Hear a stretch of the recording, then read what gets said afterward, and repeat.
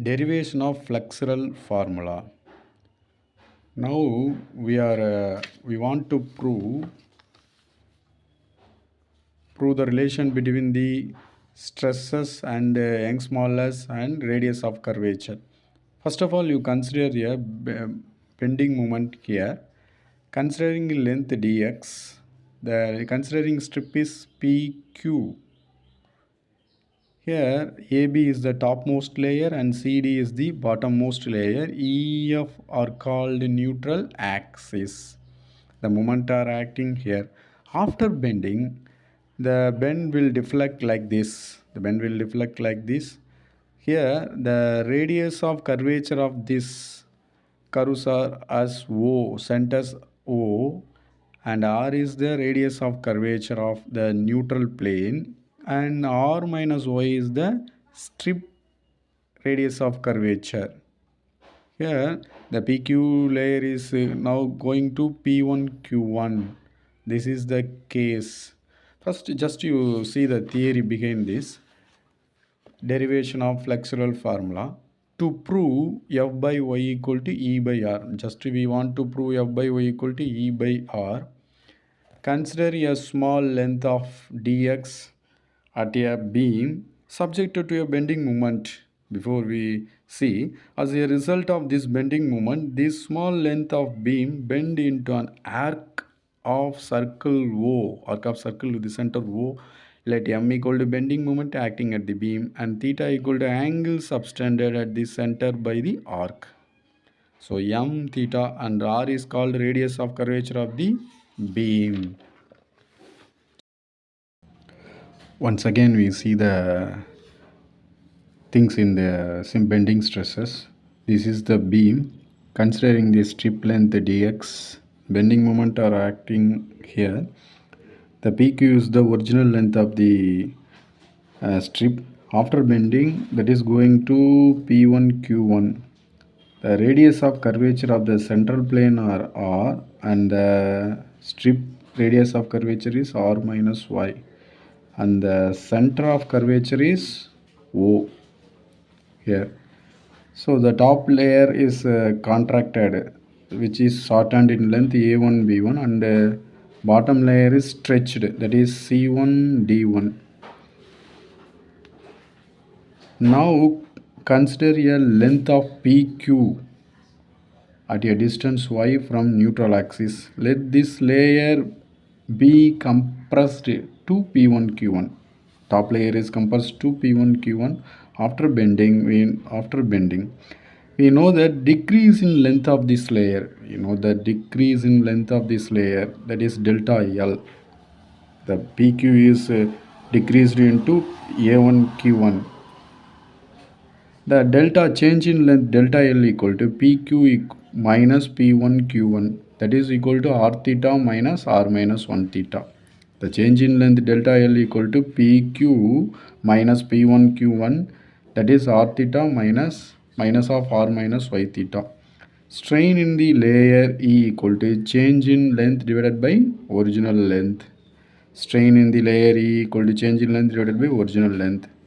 Here what is PQ minus P1Q1 divided by PQ. Change in length means PQ, original length is PQ, after stretched P1Q1 divided by PQ. So here we put R theta minus of R minus Y theta divided by R theta, then Y theta divided by R theta. Finally we got Y by R. If F be the bending stress in the layer, then E equal to stress by strain. F is the bending stress, then the E equal to stress by strain, that is F by E. F by E. F here, then what is F? F equal to E into E. From this F equal to E into E. That is equal to E equal to Y by R. E equal to Y by R. Here F by Y equal to E by R. From this F by Y equal to E by R. Since E and R, the Young's modulus E and the radius of curvature for a beam are constant.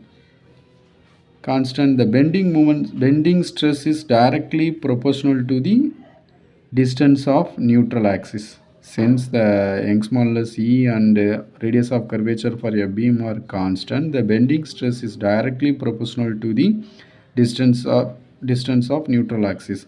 So therefore, F1y1 equal to F2y2 equal to F2 F max divided by Y max.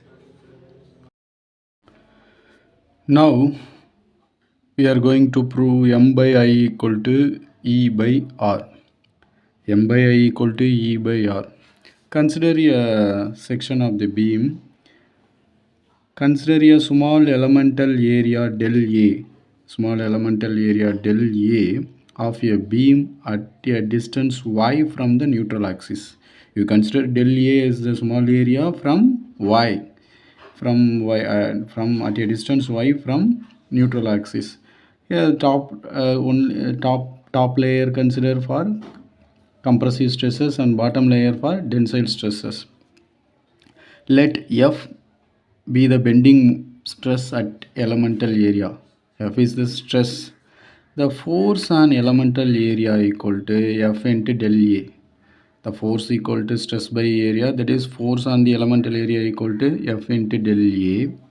And moment of this force about neutral axis. As you know, moment is the nothing but the perpendicular distance from the force. Perpendicular distance multiplied by the force.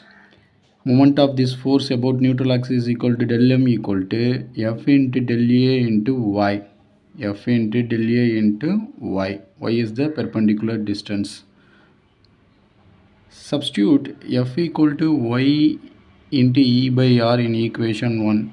We know previous case, we know F equal to Y equal to E by R.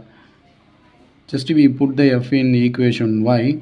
Now we got del M equal to Y by E equal Y divided by R multiplied by del A into Y. Simply del M equal to Y divided by R del A dot Y, that is E by R equal to del A into Y square. So change in the bending moment equal to Y into E divided by R into del A into Y. Simply E by ER into del A into Y square. By definition, moment of resistance equal to summation of all the moments, all the bending moments, that is E by R del A. By definition, the moment of resistance equal to M equal to del M summation of all the change in bending moments equal to summation of E by R into del A into Y square. Just we take away from E by R as a constant, then del E by R equal to summation of del A into Y square. As the term